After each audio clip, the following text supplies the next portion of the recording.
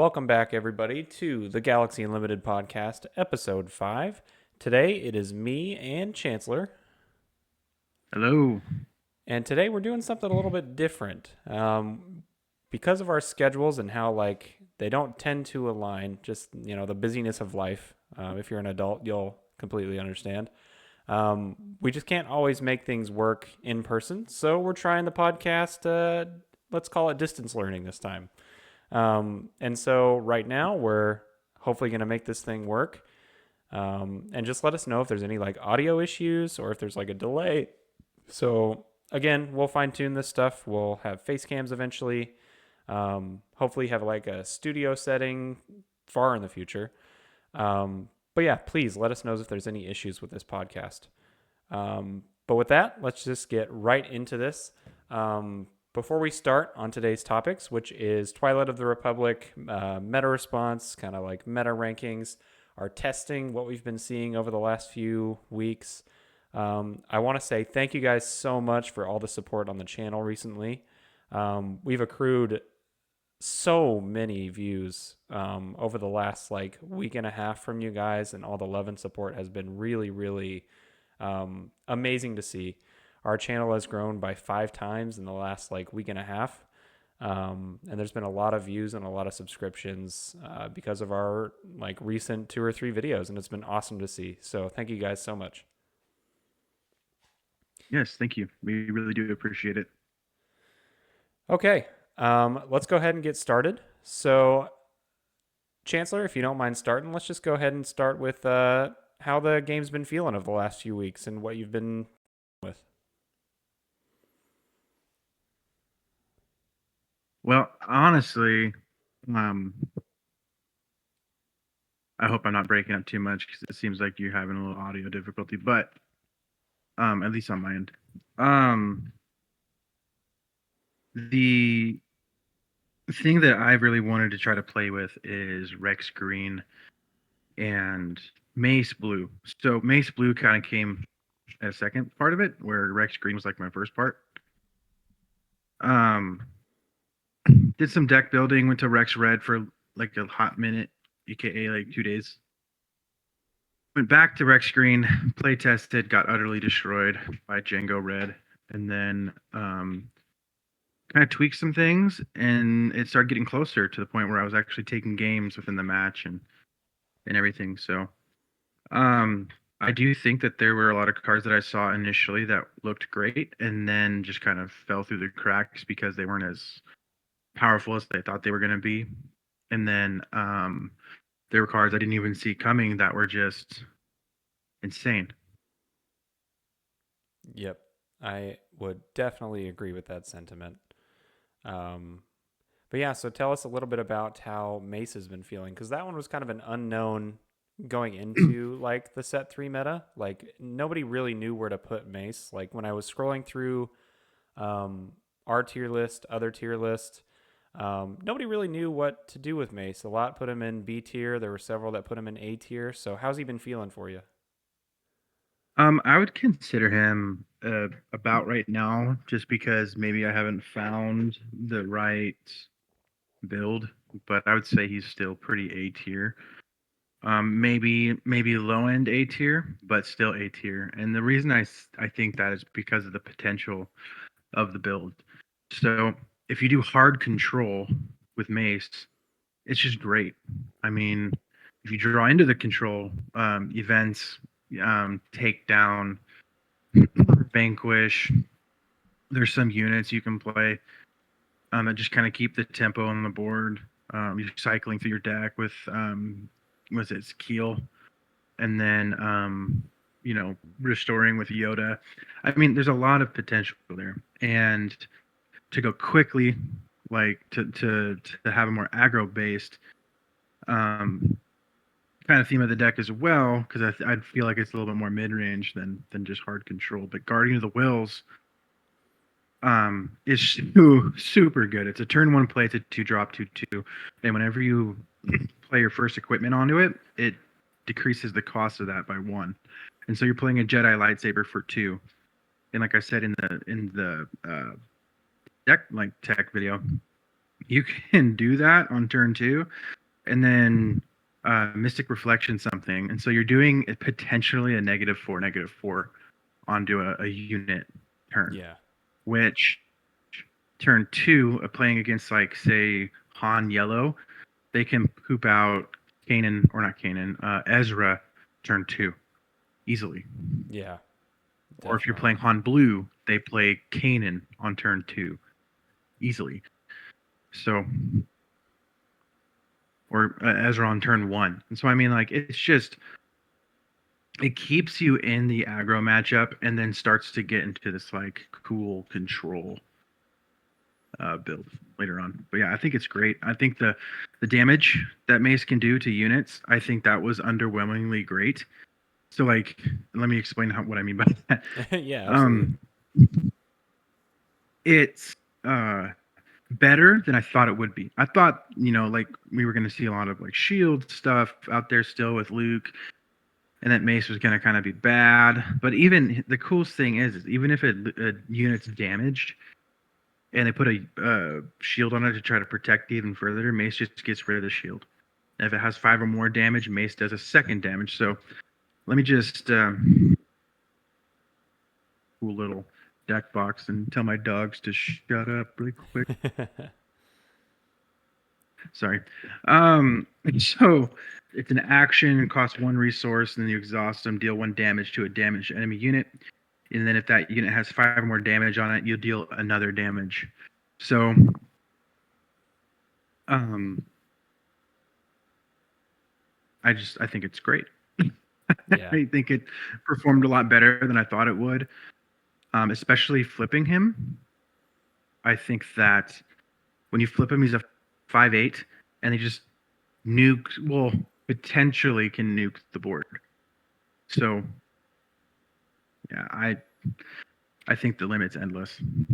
Yeah. One of the things I really like about Mace, which is I think kind of what you're alluding to, is that his non-deployed triggered damage ability is unsuspectingly good. So with cards like Yeah, let's just take open fire for example. If you're on resource 4 and you open fire something, you can either pay your 3 for open fire and deal 4 to a unit, or because of Mace's ability and the wording in it, um, you can pay 4 and deal 6 to a unit, which if there was just a blanket card in either red or blue that said pay 4, deal 6 damage to a unit, that card would be, I mean, that's better than Takedown in a lot of instances. And Takedown's a very playable, very strong card this format. yeah, and I agree. And I think that you just kind of have to like with the Mace deck, you just kind of have to pick a a route and go with it. Mm-hmm. It's you can't kind of do this hybrid deck. It's either a mid-range deck that's going to have tempo, or it's just a straight control deck. Yeah. Yeah, I would definitely agree. Um, yeah, Especially so, Mace's lightsaber. Talk about like a card that just oh, came out of yeah. no. It's a 2 drop, 2/2. Everyone's like, it just draws you 2 for and gives you 2/2. And I'm like, yeah, but when I have 8 resources out and I'm drawing 2 cards, It's I cracked. think that's a problem for my opponent. Oh, yeah, it's so good. Like, especially what you just said, right? Like, if you're playing in a mid range or a control mace, a lot of the time, your position in that game is going to be based on your resource advantage or your hand advantage. Like, you're going to be using removal to kind of control the board and keep your own units alive. And so, if you have more just cards in your hand to use to do that, then it's perfect. It synergizes perfectly with what you're trying to do. Exactly. Um, yeah, so I think, and I still think that people are somewhat sleeping on Mace. I know, like, people are going to come at us in the comments for, like, well, like, they're probably going to understand what the points we're making with Mace, right? But they're going to be like, well, if you look at Mace, it's seeing no meta representation in the tournament so far. And I do understand that. But I think what Chancellor and I are trying to say is that the Mace Still very space new. is very unexplored. I think people aren't really testing with the deck. Yeah, and it's just incredibly new. I know that like Django Red's out there, Oh God. and what I think Yoda took a top 8 spot. Hmm. Trying to find the events, but it's just it's a matter of opinion one. But if you can build a deck that's going to compete with the meta, it becomes meta, Right. right? It's a meta killer at that point. Right. And the problem is that we run into the situation where people go, well, if you build it to beat the one or two decks, like it's not going to beat the other ones. And it's like, well, you say that, and then you play Mace. So last Thursday and where we are locally, like it gets pretty meta, right? So like I played an Anakin Definitely. Blue. There was Django Red there. There was Double Cunning, Asajj, which by the way, gross, and terrifying. Hmm. But Yep.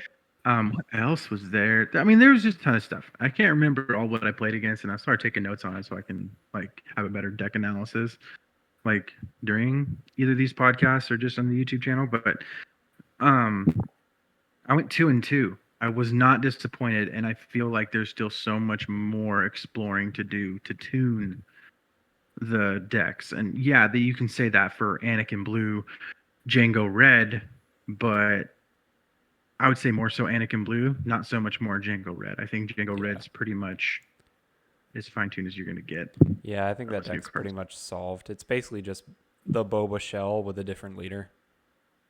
Yeah, that can exhaust your stuff. It's so dumb. Yeah. I I hated it. actually posted this on our X account Excuse me. today though. Like we tested with some friends the other day against Django Tarkentown a lot. And somebody who is very competent with the deck, like knows how to play the game and knows how to play it well. And I think while the deck is very powerful, I think it is much more fair than Boba was. Like Boba's big thing, right, was that he just got to play out more stuff, and you could use Boba Fett's armor, which is just like a dumb card. Um, but because he could like cheat more resources for you, you could play more cards and just outpace your opponent pretty quickly. But I think Yeah, the nice thing about Django is that he doesn't have a way to do that, right? And so he has to play on curve with you, and he can't cheat resources like Boba can. So the difference to me feels like Django interacts with you a lot more, while Boba interacted with themselves. Like Boba was, yeah. Boba was just Playing like, solitaire, where this one's more fair. yeah, Still exactly, powerful, but fair. Yeah, yeah, I agree. And the one thing I did notice, by the way, is when I was playing Rex Green, which I am falling in love with even more. Like I love both Mace and Rex, and it's really going to be a difficult thing to pick which one to play in the tournaments every week. But mm, um, Captain Rex, man, the fact that you can go wide and heal your base is insane, and that is a yeah, big problem for Django. yes, So if you can go wide enough, he's going to have problems maintaining that control of the board. If you can go that wide, he's not going to have. They don't have a board wipe. They right, just race. You're just racing them. And so right. if you have things like the 501st, what is it? 503rd Liberator or something like that. 501st Liberator. I wish it was 503rd Liberator. That'd be cool. We made that joke last week too. It's so funny. Yeah, 501st Liberator. I almost did it too. 501st Liberator. Um, yep, it's just so good. It's a 3-drop, 3/3 that heals your base for 3 if you have a Republic unit in play. So it's fantastic, and you can bounce it with my gosh, Bright Hope, and so you can do it again. Right. And in one of the games I was playing, I threw I played the 501st Liberator. We were at like 7 resources. Play the 501st Liberator, heal 3. He attacks him with some unit. I think it was like two damage. I played Bright Hope, returned 501st Liberator my hand. He had to attack then into the Bright Hope, basically stalled it out for a turn, and then I claimed next turn, played it again. gained another 3 life, and then drew into another one, played it again, gained another. Mm-hmm. So 9 life. Plus, um, there's some other aspects of restore that we've been working with, and then I didn't even think about Colonel, right? Colonel Yularen. Yeah, Colonel Yularen. It's just it's just nuts. And so like if you can go wide against some of these decks that are like meta, you'll be fine. Mm-hmm.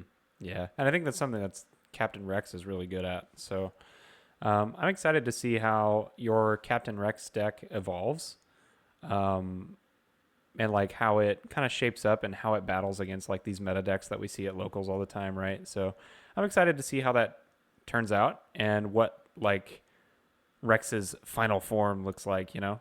So, um, yeah, I'm excited to see what that looks like.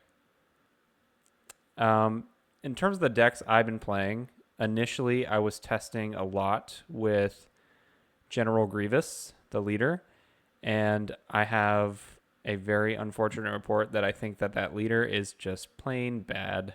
Um, Tambor. even even in matchups where I thought I maybe had like at least a fair shot or maybe even the upper hand, um, giving a 1/1 Sentinel turns out doesn't really do a lot because they just kill it and then hit you with the other stuff that they have, and you're not putting pressure on the board because you're playing a bunch of defensive cards so you can give them Sentinel.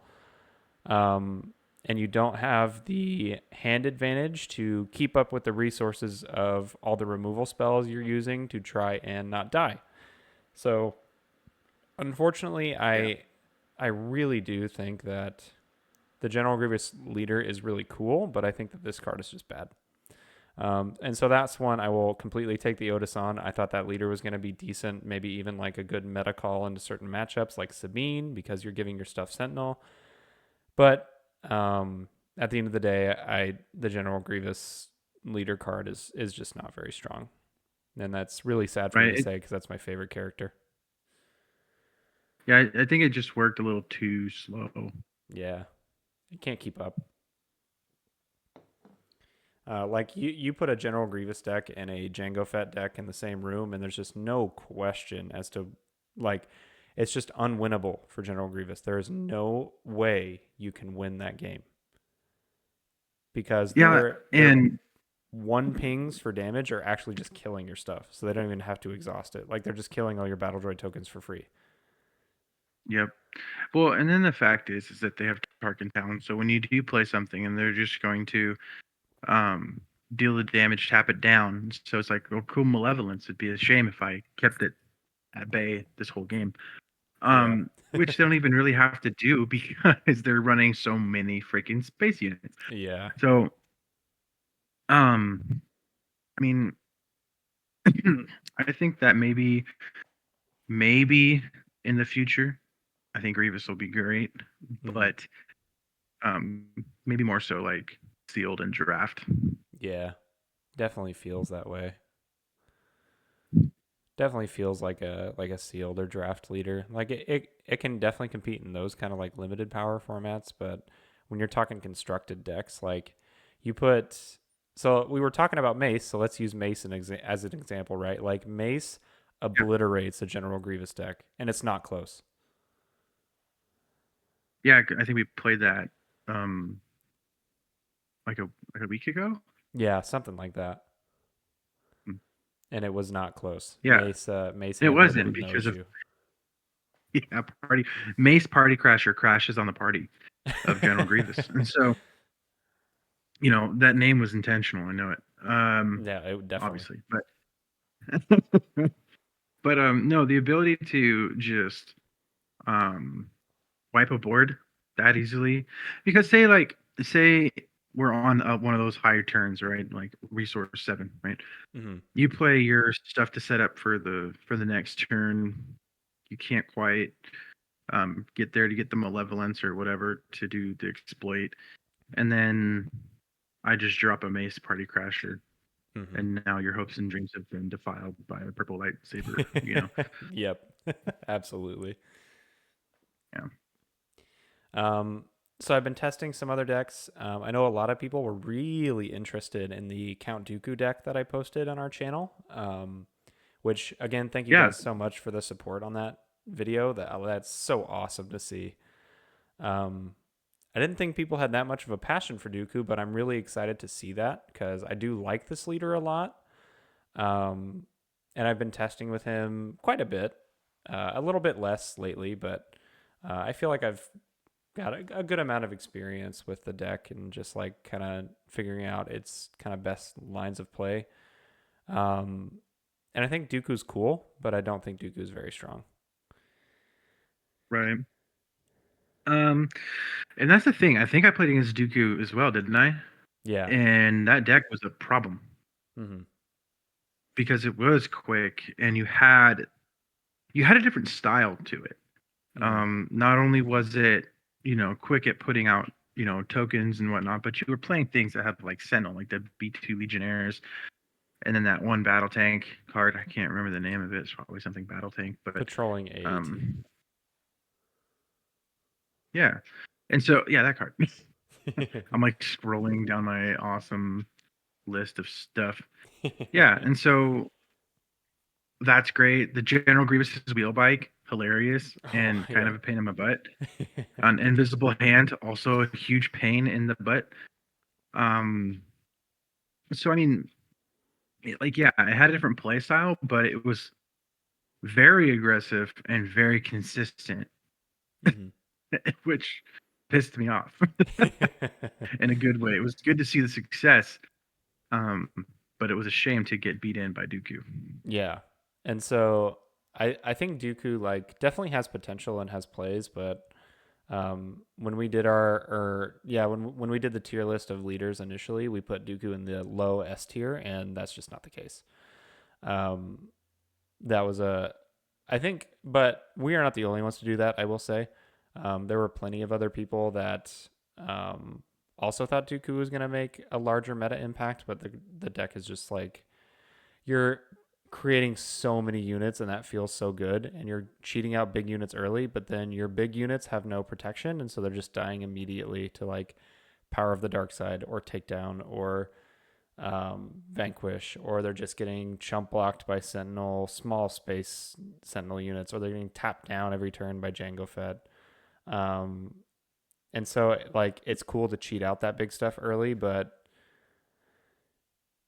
it's just not enough. Like, you run out of gas, and once you run out of gas, these like mid range and control decks just eat you alive because you can never fully recover once they've like taken out the first few big units that you've played. Exactly. And I think that some of the bigger problems with these really cool new big units is the fact that they come in and then poop out a bunch of dudes. Or they come in and make it to where you can't attack. And I think of my favorite one that I still want to work into Mace Blue, and if I go more control is the Zilla Beast. Yeah. Hilarious card. Zilla Beast is good. Again, huge bomb, 10-10, 9 drop. But when you play, it gets each enemy ground unit, and this is kind of where I think it's like subpar because if you're in space a lot, then Zilla Beast is bad. But it gives each ground unit -5, -0, and then you heal 5 damage from the unit on the regroup phase on the start of it. So it's like, good luck getting rid of it still. Yeah, no kidding. Yeah, Zilla Beast is definitely like, and I maintain the stance that we took initially with that card. I think once Zilla Beast hits the board, it's like really difficult to win. Um, yeah, Hmm. that card's good if you could ever get to that point. But no, The I, other, I think Dooku is just silly. I yeah, think it's silly. We'll just go on. I think Dooku's Poggle is actually a threat good. to me, and I hated it. Yeah, Poggle's nice. Um, yeah, I do think Dooku's good. He's just in a bad position right now. These other decks are just like way better. I've also been testing a lot with Yoda. I've recently built Anakin Blue, although I haven't had time to really test with it. And the last deck I've been testing with, which has been like disgustingly good, is Palpatine Yellow. That's Palpatine 1, Yeah. not Chancellor Palpatine. We're talking Emperor Palpatine. And Emperor Palpatine Yellow, with all the new tools that Cunning got, is just like gross. So the one thing that I wasn't expecting was Palpatine Yellow from you. I remember when you just got into the game and you built it, and I think we even mentioned in our first podcast Hmm. of how you just were like, yeah, we discovered the deck was bad. Mm-hmm. Now the deck's like coming back. Oh my gosh, yeah. Actually, it's pretty dang good. But one of my questions too on some of your decks that you were building, obviously we know Anakin Blue feels really good, Mm-hmm. but was Yoda. Yeah. Um, yeah. So Yoda was one that kind of caught my eye when we were going over spoilers for um, Twilight of the Republic. And Yoda's one that's like says draw a card in it, right? And I love drawing cards. So um, Yoda was one I definitely wanted to experiment with, and I'm actually really, really enjoying the deck. Um, it's putting up results at like smaller tournaments. I know at the large tournament in the UK, it didn't end up breaking into top cut, but there was a pretty good representation of the deck overall. And I think that Yoda is one of those decks that like once people fine tune it and find like a solid list for it, like I'm trying to do, then I think that Yoda is definitely a meta contender. In our initial tier list, we put Yoda in S tier, but we also didn't. We highly underestimated Jango Fett and how impactful that leader in particular is going to be. So, Mhm. yeah, Jango Fett is disgusting and has a very favorable matchup into Yoda because uh, this is kind of a long explanation, so I'll just kind of summarize. But with Yoda and Mace, the most powerful units you can play in Heroic are Heroic Vigilance ground units. Luke Skywalker, Obi-Wan Kenobi, um, the 3-drop Yoda, the 2/4. Yep. Um, and it's just like all of the strongest Vigilance heroic units are all ground units. And so when a deck is space racing you, like Jango Fett is, that becomes really difficult. Yeah, you have to rely on your removal to remove everything in space because you're banking that your ground units can take care of it. Exactly. Um, the one thing that, man, I'm like looking through some of these cards, and I mean, you have Tranquility. Tranquility is a 7/6 that you can play in either one of those decks, and when played, you can return a Republic unit from your discard pile to your hand. But the other thing I've noticed is that we're kind of, these tags, even though they mean a lot, if you build a deck that's very synergistic for Republic, it might be good, but it's not going to be good and super duper duper duper competitive and constructed. Yeah. So, I mean, it's a shame, but that's just kind of how the world works, I guess, in the world of SWU. Yeah. um, yeah, I'm hoping that they in the next set they said that they're putting a lot of space in this. At least that's what I've been told and what I've been kind of like finding through research. Mm-hmm. You can, don't necessarily quote me on it, but I've heard it's going to be a big space um set. So hopefully that brings some Yeah. answers for our heroic decks. Yeah. Hopefully bring some answers for these like space race decks like Jango Fett. But yeah, Yoda I've been really enjoying, and that deck can definitely compete. Like in the testing we just did the other day, I played. You got there a little later. I played for like 8 hours the other day, and I tested a lot of Yoda during that time, and Yoda felt really good. Now that the list was a little more fine tuned, and I'm still tweaking it. I'm still like removing cards and adding in cards and like changing certain parts of the strategy. But Yoda felt very good. Um, in a couple of we played 3 matches against Anakin. Each one of them went to 3 games. I lost the first set, I won the second set, and I just barely lost the third set. I also played against Django Tarkentown for a set, or maybe 2 sets. It was 2 sets because I won one set and I lost the second set. And so Yoda might be being slept on a little bit, or like lists just aren't being completely refined before they're being put into tournaments. But I think Yoda is definitely like a meta contender that's being a little underexplored right now. I think it definitely has potential. Yeah. But that kind of goes over like the leaders we've been experimenting with, and I think like now's a good time to just like gloss over some cards that we expected to have a really strong impact that ended up being like a stick in the mud, just like not getting anywhere.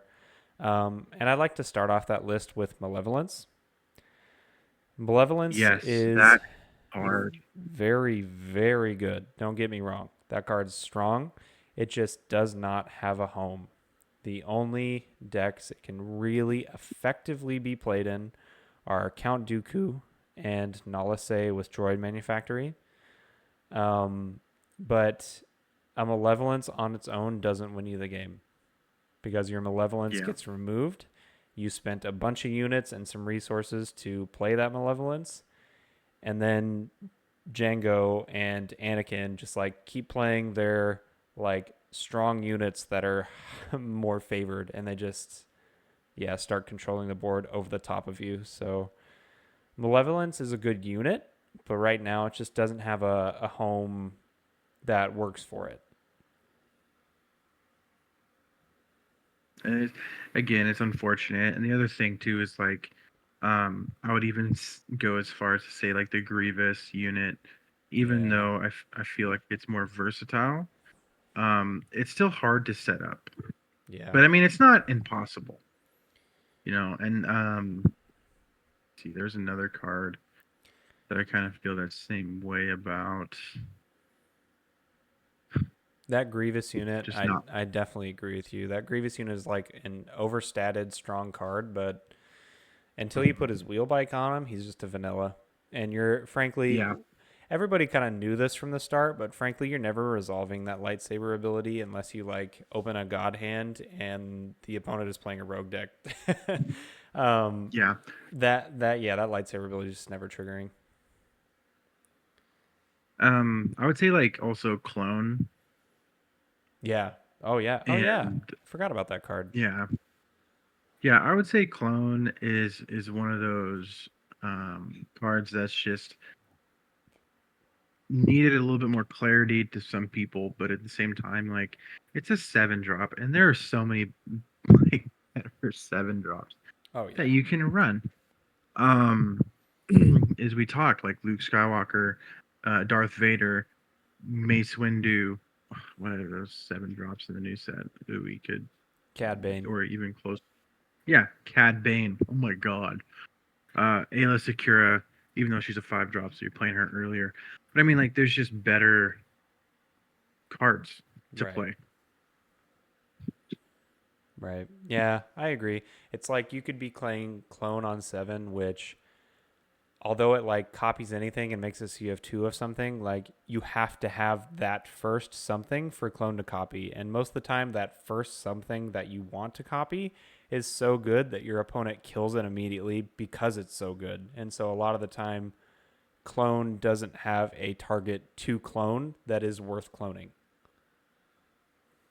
Or like even a card like Planetary Invasion, exploit 3, ready up to 3 units. Each of those units get +1/+0 and overwhelm. Yeah. What's 2, 4, 6? So you're playing it for 6, but you're having to sacrifice 3 units. So unless you can make tons of units, not good. Yeah. Definitely agree. I actually kind of wanted to. I wanted to test it in Rex Red because you're pooping out a bunch of tokens in Rex Red, but I think it's still just maybe at that point it's like the nail in the coffin play, Yeah. but you just have to hope they don't mess with your units. Yeah. Yeah, and that's the issue, right? Like your opponent's not going to just sit there and let you have an established board. Um, yeah. So those cards that don't get us wrong, like these cards are very strong, but they're just like almost never resolving because if your opponent is like planning for it or if they like know the game really well, they're getting rid of these units, right? They're making it so these cards don't resolve for good effect. Um, Essentially they're like trying to play tempo with you. So It's just really hard to resolve these really strong cards. Let's see. Another one I thought was going to be very good. That was not. Oh, I'm blanking on the name. While you think about it and try to talk through that, I'm going to be right back. Okay. Um, yeah, I will. I won't hover too long on this, but um, there's just several cards that we thought were going to be much stronger in the game that just ended up falling flat. The card I was thinking of is Gore. And so here's my reasoning for not playing Gore. And I kind of explained this in the comments on my Count Dooku video, but Gore is strong. Don't get me wrong. Exploit 3 with Sentinel Ambush Overwhelm is like a stupid good card. But you are exploiting 3 units for a creature that is taking damage when it enters because it ambushes, and you still have to like usually minimum pay 6 for it. Gore, if you do not have units on board, which a lot of decks are not going to let you do, is like the absolute worst card to draw or have in your hand because it is a 12 drop 7/7. A 12 drop is paying so many resources that if you've gotten to that point in the game, playing that card probably loses you the game because your opponent's probably going to play 3 or 4 things because they have 12 resources, presumably, and you paid 12 for one unit that is a 7/7. So Talking about Gore, Gore. without units to Yeah. exploit, I think Gore is just a bad card. And so that's why I like don't want to put it in my list, right? Because Gore without units to kill and discount that cost is a 12 drop 7/7, which means it's either sitting in your hand and doing nothing unless you have an established board, or you are paying 12 for an understated unit that your opponent can remove with like a Fell the Dragon, presumably, because you're ambushing something and taking damage. Or not a Fell the Dragon, sorry, a takedown. Although Fell the Dragon also works. So it's like Yeah. Gore is not worth playing because of that particular risk, in my opinion. But Gore has not seen a lot of meta impact, meta play. So I think I'm justified in saying that. It's just not a unit that I Yeah. like want to put in my decks. True. And I think that the same thing goes for like cards like Clone Wars, right? The Clone Wars. It's Yeah, very fun and cool, but unless you play Clone Wars into like defensive Camino, right. like, Yeah. or some way to just make your guys bigger, it's just not going to be very good. It's a waste of resources. They're going to play 3 other threats that are worse. So yeah, I have to kind of like agree. Gore, even though the idea is great, everyone kind of went bonkers over it. There's even some rares or uncommons that I would rather play over Gore. Yes, definitely. Um, yeah. Gore was one unit that like on paper looks super promising, right? It's got 4 keywords on it, and it's like a strong unit. Um, but it's just that cost. Like even if it was a 10 drop exploit 2, it would be better, right? Because then if you don't have a board, it costs 10 instead of 12. 12 for a 7/7 is game losingly bad. And so it's just yeah, it's not worth taking that risk to put it in your deck. Um, Yeah, and I think it's very cinematic too because he's like this all powerful like monster thing, and then gets diced up in like basically the first appearance he makes in Clone Wars. So I think it's pretty funny. that is very true. Gore, I think, has a screen time of like what, 10 minutes, maybe. Maybe, yeah, maybe. He And like most of kills it's a being clone killed. and then So gets chopped up a bunch, and it's like, well, all right, I guess. cool monster thing, Grievous, Yeah, nice idiot. pet you have, you big dummy. Yeah, Um, but cards. Um, unless you want to go to move something to different things, no, but yeah, like go ahead, go ahead. there's another card that I feel like actually has some really cool potential, and that's squad support. So it's a 3 drop upgrade that you attach to a non-leader unit, and the unit gains +1/+1 for each trooper that you control. And the trooper trait is not exclusive to set 3. There's tons of rebel troopers in set 1. So, um, I've actually found that if you want to build something that's pretty rebel-y or similar to that, like set 3 actually synergizes a lot with set 1, which is really cool. Yeah, very true. There's lots of troopers in the game of Star Wars Unlimited, so there's definitely no Yeah. vacancy of that trait. But yeah, squad support has promise for sure. Um, Correct me if I'm wrong, but Quinlan Voss Green is a popular deck. Are they playing squad support? I can't remember. I don't think Quinlan Voss Green is playing squad support, but Quinlan Voss Green's kind of like I want to say more of like a Jedi, or maybe that'd be blue. I don't know. I'd have to look at the list honestly Yeah, and see. myself as well. But yeah, Quinlan Voss Green, for those that haven't seen the meta reports, is a deck that's popping up quite a bit and seeing some good representation. So Quinlan Voss, I definitely underestimated in our previous tier list. Um, Quinlan Voss Green is definitely making a showing, and I actually haven't played against this deck ever yet. So I'm interested to see what it can do when I eventually do match up against it. Um, Yeah, I think I saw one person playing it, but it wasn't like our like it was at locals. I don't think they played it in the tournament though. I oh, think, yeah, they were just testing, oh, okay, gotcha.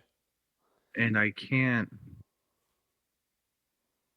even find any like deck lists Yeah, based and on that's him the yet. thing. They So might not be being published. It's hard to. Some of these like tournament reports don't really like either want to share their deck list or they're like um, the just tournament coverage is incomplete, so they don't have the deck list available. So it's hard to find some of these.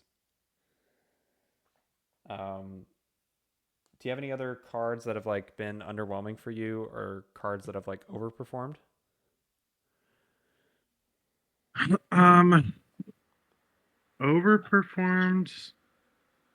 Um, I would say honestly like Kiadi Mundi.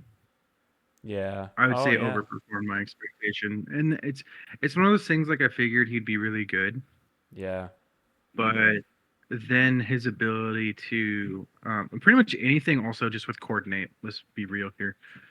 Um, Yeah. Very I, true. th- I thought it'd be a little easy to play around, and it's just not easy to play around Kiadi Mundi. And so when he's on the board and you have coordinate, you're more than likely going to draw 2 cards unless they immediately want to get rid of him, and then that just opens up your plays for something different, even a Yeah. second Kiadi Mundi.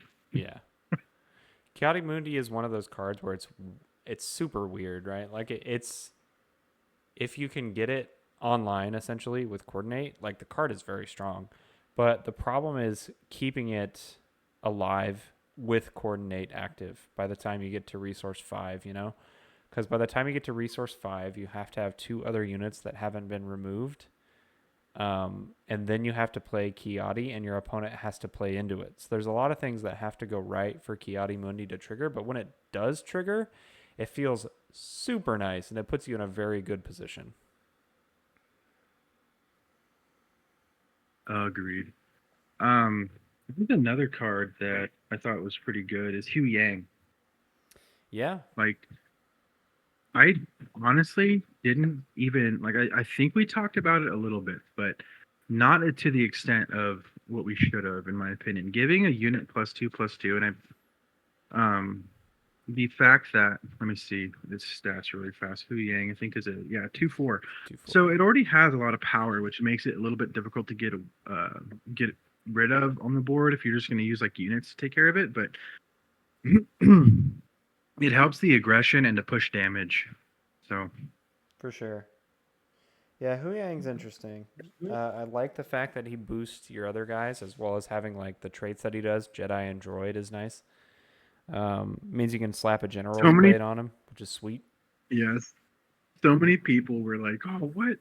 Why is he a Jedi?" I'm like, bro, he's literally been a part of like the Jedi Order since like forever. Honorary Jedi. he's the he's the guy that literally helps the Jedi make their lightsaber and talks Yeah. them through the process. So like, I'd say he's pretty legit.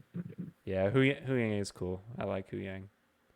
Um, okay, I think we'll go on to our like final segment and a half here. Before we go to our updated tier list, as I'm going to call it, or our revised tier list for the set three leaders, um, let's talk about an elephant in the room real quick that both of us kind of didn't really see coming all that much. I mean, we knew the leader was going to be good, but we didn't expect it to be this good, and that is Anakin Blue. Anakin Blue is a very, very good deck. It is not overwhelmingly powerful. It is not like it has good matchups, it has bad matchups. It's a very fair deck, but it is definitely a meta deck. Yeah, it's not like overly what's the word represented like Boba was in Mm-hmm. any aspect like Boba Red, Boba Yellow, Boba Green, Boba whatever. Again, um, it's a consistent deck, very powerful, but it doesn't just give them the advantage to play solitaire and then you do nothing, right? Yes. So or like whatever you do, it's worthless. So it's like what's even the point? Um, yeah, it's not that kind of a deck. It's a very fair but powerful deck. Yeah. So those that don't know, Anakin Blue. To touch on something real quick, it's a very powerful deck, but as we both just said this right, like it's not an overwhelmingly powerful deck, and that was proven this weekend at this UK convention tournament where there was 201 players. Anakin Blue had the most representation out of all decks at the tournament, and it did not make top cut. So Anakin Blue is good, very strong deck, will definitely be a meta contender, but it is not overwhelmingly powerful. The deck that you saw the You, most you of in know, Top Cut was Django Fett. No surprise. yeah. And do you know what's actually really interesting and kind of to segue into another card game, TCG, just to if people are coming from like Pokemon or whatever, it's kind of like if you've ever played Pokemon, Charizard EX, like super powerful deck, very consistent, very high represented, barely made top cut. Just a fair deck. Right. So, and yeah, like you said, it's even though it's the most represented deck, and it's very meta, it still got beat. Right. Yeah, it's not like um, there was 28 decks that entered the 201 person tournament, and none of them converted to top eight. And I think maybe one converted to top 16. I might be wrong on that, but I think one, maybe two converted to top 16 out of 201 decks. So um, the deck, once it gets fine tuned and refined, will be meta and will be strong, but it's not going to be like overwhelmingly good. Um, I think that the thing that attracts most people, including myself, to Anakin is two things. One, his non deployed leader ability is so damn good. Making your units attack other units and get +2/+0 gives you so many favorable trades. It's like unreal how good that leader ability is. The second thing is when you deploy him on 6, which is a good deployment metric for him, and put a Jedi lightsaber on him, he is disgusting. Yeah, it becomes a 7-10 base on top of the fact that you're activating him throughout the entire match or game and dealing 2 damage to yourself. And then he's gonna get what I think what is what He did our gets friend plus say one was plus like the O for each average 5 damage on your base. of damage. So usually he comes out at like a 6-7. usually. Usually. Like that's a very consistent basis. And then you're gonna slap a Jedi lightsaber on him. It's Yeah, it's it's very good. And hilarious. that's why the deck like is so represented, right? Because that's just so attractive. Like putting a lightsaber on a 6/7, making him a 9/10 that when he attacks gives something -2/-2 because of the Jedi lightsaber, and then overwhelms with damage over the top of that unit is just like, whoa, that thing's a tank. You want to hear something crazy? Yeah, what's that? So say there's a 2/2 unit, or the Oh, unit only yes. has 2 power, 2 toughness left, or whatever. We'll say toughness, and you neg to it, and it dies. With overwhelm, you deal every single point of damage to the Right. base. So the like I know we were saying that like it's fair and that doesn't sound very fair, but um what's very interesting is before they put Jedi lightsaber on it, Admiral Akbar, by the way, I'm just gonna keep preaching Rex Green because duh. But it it can take care of it. Or there's another card that came out this set. It's a 2-drop that like coordinated strike, or I think it's coordinated strike. I'm looking at it right now. Yeah, synchronized strike. Sorry. Ah, there we go. You get to deal damage to an enemy unit equal to the number of units you control in its arena. So, um, I mean, there's ways to get rid of it, but it's just very hard. You have to have it. Yeah. Anakin, a deployed Anakin, if you are not in vigilance, is one of those cards where it's like, it's going to be really difficult to kill this thing. Yeah. Well, and the other thing too is like people were trying to tell me to put Anakin's Starfighter in my Mace deck, and I'm like, I see like where you're coming from, but no. Yeah, that's kind of a weird. Yeah, that's a weird one. It's I don't know if I'd include that in there. yeah. I think I have better 2 drops Yeah, to definitely. play, but Like Restored Arc 170 or is Concord which Dawn is what Interceptors, is that a 2-drop or a 3-drop? I can't I remember. believe Concord Dawn is a 3. Okay, a 3-drop. I'm looking at it Um right now. Let me see. Yeah, it's a 3-drop. And the other thing too is I was actually considering um, running Razor Crest yeah, because I that can card's just good. return the upgrades. Yeah, that card is And I good. think that Razor, yeah, isn't it running like two Razor Crests in Anakin Blue? Anakin Blue sees usually 1 or 2 in the main and usually 1 in the side deck. Yeah, so I'm gonna jump on TCG Player and buy 2 more. Yeah, so in my Anakin list, I have 2 Razor Crest in the main deck. Yeah, I like that card. The card's good.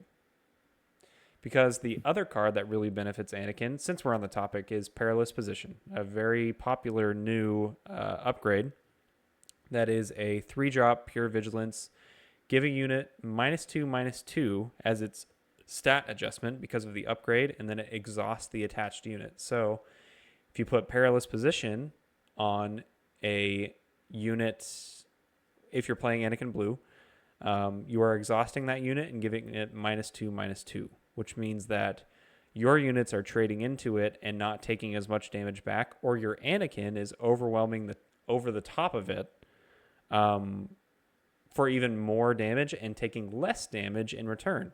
So the last piece of that, since we were talking about Razor Crest gets Perilous Position back for you, and so it's just like you can keep reusing that very like good new upgrade. Yeah, oh my gosh, I didn't even think about that honestly until you Yeah, just said it, it's and my mind's kind of good. blown. Yeah, they're already in my TCG cart as we speak. On the I'm like, fly I need shopping them. with the on the fly shopping with the 503rd Legion. Um, Yeah, exactly. okay. I think that does it for like the like meta calls, meta adjustments, and like the cards that have been underwhelming and overwhelming that I've seen. Do you have any others that like stick out to you lately? Mm, I mean, just in Twilight of the Republic in general. Obviously, I think the set one, um, like everything from set one, is still very viable. Oh God, Um, yeah. yeah, calculating mana guard, dude, Oh yeah, that or card's manga, nice. whatever guard. Um, a three drop 3/4, and when it's played, it has Sentinel, and when a friendly unit's defeated, it gains Sentinel. So, like, if you were to run Palp Blue, there's just another Sentinel that you Yep, can just run, and it is always more than likely going to be turned on. Or if you're running Dooku Blue or anything that's Kira. blue that's Kira used. plays it. Yeah, yeah, yep, Kira. Uh, just the ability to give it Sentinel and how easy it is to maintain is Oh crazy to me. yeah. Well, it's the first unit ground unit with Sentinel that doesn't have 3 toughness. So it has 4 toughness and 3 attack with Sentinel that is not like contingent on another unit being in play. So like Emperor's Royal Guard is a 3/4 Sentinel if you have an official, or a 3/5 if you have Palpatine and an official. But this is like the first one that's just a pure 3/4 that can go in any Vigilance Villainy deck that has Sentinel, which is like super good. Yeah, Oh, it's also fetchable off I Vader, which agree. is sweet. Yes, it's kind of nutty. Okay. So the last segment we will go over real quick.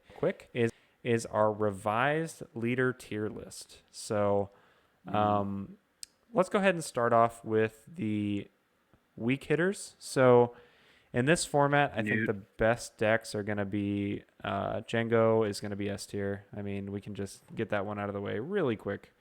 Yeah, Slap him right up into the S tier. I think I would say Palpatine. even Asajj. What? Asajj Ventress would be S tier as well, in my opinion, because Ooh. it's basically taking the place of Boba, double cutting Boba. Ooh. And when I played against it, it wasn't even close. It was just so powerful. And this is like the wild card, right? So I'm gonna fly with this quote unquote hot take because I don't think there was any Asajj Ventress decks in the tournament in the UK that happened this weekend. So we don't really get to know, like, we don't have any metric to see if this was like disgusting. But Right. it definitely has potential. I've heard rumors about this deck being like gross, so I'm interested to see. Yeah, when one of our buddies played it against me, I was just really sad the whole time. It was just so quick, and it doesn't just stick to like ground and space. It's literally both, and makes you want to pull your hair out, but in like a really solid way. It's like this deck deserves to be good. Yeah, it's good. Let's get some D tier ones out of the way. Padme Amidala is D tier. Ahsoka Tano is D tier. Yeah, Um, Wat Tambor is D tier. There's just better options for this card. Obi Wan Kenobi is D tier, and Newt Gunray is D tier. yeah, Um, those 5 leaders just honestly have better alternative options as your leader. They don't do anything particularly unique. They don't do anything super impactful to the board. Um, so these leaders just don't have a place in the meta. Actually, I'm gonna toss General Grievous in there too. He's also D tier, which makes me exceptionally sad to say. yeah. I mean, you could even argue pre Vizsla, Yeah, to be honest. Previsla. Like Yeah, you know what? Previsla is also in you, there, yeah, you need 3 more cards in your hand against Saboteur. If you have 6 more cards in your hand, it gets +2/+0. Like, which is not so enough. how are Yeah, you how are you drawing? right. You know, Are you really going to um, tap out 5 resources to draw 3 with that new aggression spell? I don't think that's very good. I think that's pretty bad. yeah, I don't think it's a very good card in general. C tier. I think C tier is actually only populated by Chancellor Palpatine.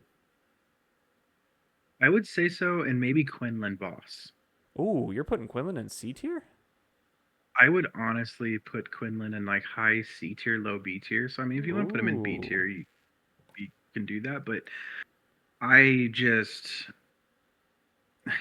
I don't know. It's when you play a unit, you may exhaust this leader if you do deal a damage to an enemy unit that costs the same as the played unit.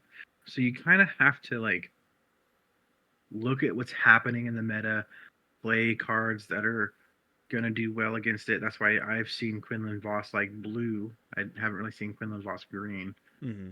But the one damage, like it's cool, but how are you capitalizing on that, right? And then Yeah, Quinlan Voss just when you play unit deal one damage to an enemy unit, it costs the same or less of the unit. it's So I don't definitely know. conditional. I yeah. That's why I would say like maybe high C tier, low B tier. Okay. So for those that have stuck with us this long on the podcast, Quinlan Voss, I'm putting him on our little graphic here at the top of C tier, but you could also consider him low B tier.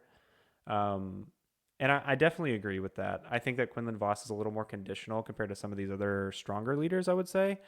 Um, so yeah, I think low C. I would probably put him in low B. I I would think say that's a low good. B's. I think that's a good place for him. Yeah. And then Darth Sidious being in C tier. Um well, Chancellor Palpatine, Darth Sidious. Yeah, yeah, I think it's good because the fact that you have to flip him, like you have to, yes, in order to maintain tempo, is the downfall of the deck. I mean, I've yeah, seen it work very well, and I've yes. seen it not work very well. Yeah, exactly. So, This leader is like this leader's not a bad card, so please don't like get our tier list confused with us saying this leader's bad. It's not. It's a very good leader. It just doesn't have the tools surrounding it yet. So I expect mhm. Chancellor slash Darth Sidious to get much better over time. Right now, it's not very good. Yeah, I'll get better over time. Don't worry. Yes. I'm, I'm kidding. I get it. I get it. I get Yeah. it.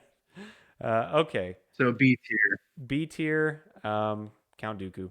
Sorry, buddy. I love you, Count Yeah, Dooku. Um, you're just not there. Uh, he's I just would in a bad want. position. Yeah, I think that's mainly just because you haven't gotten enough. You just need more tools. Mm-hmm. Yeah, You just need.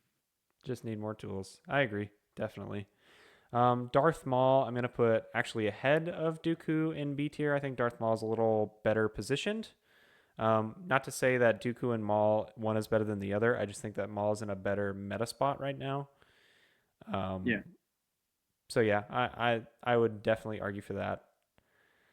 Um, this Chancer's probably not going to like this one, but I think that Captain Rex Mace. is the top of B tier.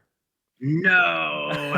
Oh, Okay, okay. that's I'll fair. give you low A. Well, okay. You gotta pick No, I one. think it's fair. I think it's fair. I think that um the high B tier is good for Rex. Hmm. Until like again, we tweaked the deck somewhat. As long as you're gaining life and going wide, like you can compete with Django Red and most other decks that don't have a villainy and vigilance aspect in Hmm. the deck. You're gonna compete fairly well against, but yeah, I would still say he's probably gonna be mid, Hmm. Yeah, which is unfortunate, but I love which it still. which is Again, unfortunate. Yeah, yeah, I'm a rogue deck king, so that's it's pretty that's much all I true. like to play. That's true. And I think the last one, also in B tier, just below Captain Rex, but above Maul and Dooku, is Nalase. Yeah, Um, and I yeah, go I was ahead. so excited about that card. I'm sorry, like I made a huge deal about it in one of our podcasts. I think it was Oh, so episode did I. 2, So did I. and I love it, and I still love it. I still think it's disgusting and great. Um, especially because you can cinematically dismantle all Jedi cards with Execute Order 66 and be playing a bunch of clones. I think it's fantastic. Very true. Um, Very true. and then if you run Double Vigilance, you're running again cards like Vigilance, where you're going to be gaining life, destroying units, controlling the like a hard control with some clones. Seems good, but time will tell. I Yeah. definitely think it's still B tier. That's the thing. Like Nalase, I think the deck that they played on stream, Fantasy Flight played on stream with Droid Manufactory, I think that deck was nasty. It like obliterated Sabine Wren, which was incredible to watch. And so I think Nalase like certainly has potential, and I think it's because clones are not going to stop being printed, right? Like I think Nalase is just going to get better with time. I agree. And some of the, if you look at like some of the like set names in the future, I think it's going to be exciting. Oh So yeah. Okay, on to the last tier we're going to talk about because we already covered S tier. The bottom of A tier is Mace Windu. yeah, I don't want to hear yeah, like I'm sure we're gonna get people that disagree with this that are like Mace Windu's B or C tier, but I'm telling you, like playing against this deck that I've played against it against Chancellor quite a few times. This deck is good. This deck is good. yeah. If you can pull your removal, like if you get the spot removal, aka takedowns, vigilance, whatever, you're in a good spot. And then the fact that it plays bombs. And when I played you, I didn't even have Lukes yet. Now I have two Lukes in the deck. Exactly. So I do think that that is a fair position to put him as a low A tier. But I think there's just so much potential there. I Yeah, really I'm do. I'm excited to see what Mace becomes, you know? I'm really excited to see how Mhm. Mace turns out. Okay, the next just above Mace in A tier is Yoda. Yoda is very good. Yup. I'm going to keep playing this deck because I really enjoy the play style. And I think the cards that it gets to play, like Spark of Rebellion, are just exceptional. Like Spark of Rebellion in testing has been stupid because I've just like ripped Lukes and ripped Avengers and ripped Snokes out of people's hands, which is like, okay, I don't have to deal with those cards now unless they're on villainy command, so they can Palpatine's return it. But most of the time, once that card's gone, it's gone. True. And that's kind of why I'm still going to be putting together and building the set one Luke cunning deck, because even though I think that Yoda is great, has a restore aspect to it, I like deploying on six and I like giving my stuff shields. Very true. But yeah, I would say Yoda is high A tier, close to being, if not in S tier already. Yeah. And last but certainly not least, the top of A tier, maybe the bottom of S tier. I'm gonna say bottom of eight or top of A tier right now. Anakin Skywalker. Yeah. Um, if you look at his representation, it probably puts him in S tier. If we were going to rate them by representation, this would probably look completely different. But yeah, I would say low S tier, high A tier. Still also one of those decks where you can have room to sort of figure it out and see what you want to run, as to where, like, I think we put Django Fett in S tier Yeah. just because it's so consistent. Mm. Um, I think Anakin will get there. Yep. Definitely. Um, yeah, and this is one of those decks that's gonna evolve. Right, it's gonna evolve and get better. Right now, I'm putting it at top of A tier because of like its representation is good, but its conversion is not right now at this bigger Yeah, tournament that just occurred. So once it starts getting fine tuned and converting into top cut in like more converting in a heavier fashion, then Anakin's probably going to be S tier. yeah. Um, You know what? I just realized as I can play Discord sounds while you talk. sure. No, I'm just saying it's funny because it's like when you're like, and Rex is B tier. I could have been just like,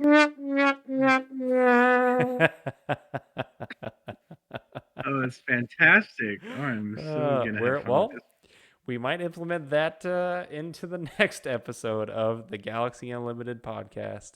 Um, Yeah. thank you all so much for tuning in with us and watching. Let us know your reactions or your thoughts into how the meta is shaping up or what we talked about today. We've been really appreciative of your feedback and your viewership of the channel lately. So thanks so much. Chancellor, you got anything you want to say before we sign off? Yeah, we really appreciate y'all listening and watching the gameplay. We're still trying to figure some stuff out for gameplay. I'm gonna have some different um, animations and possibly stuff on there to make it a little bit more entertaining and easy to follow. But again, we just appreciate all the support, and we're not experts in this game by any stretch of the means. We've played many TCGs. I think we have a pretty good idea of how to play competitively, but you know, you're we let's just put it like this. We don't know everything. Things that we might say, take it with a grain of salt, and I'll be the first to say it because um, what's good here might not be good somewhere else. But you can at least see the evolution of um, Star Wars Unlimited with our channel and our podcast. So I think it's really cool. Definitely, yeah. I've been really enjoying doing this stuff and just playing the game as much as I can. So, um, I really enjoy making the videos, the deck profiles, doing the podcast. I like this stuff a lot. So we're gonna keep doing it, and hopefully you guys will keep enjoying. Well, have a good Okay, one, y'all. Thanks for listening. yeah. Thanks for listening, guys, and until the next time, may the force be with you.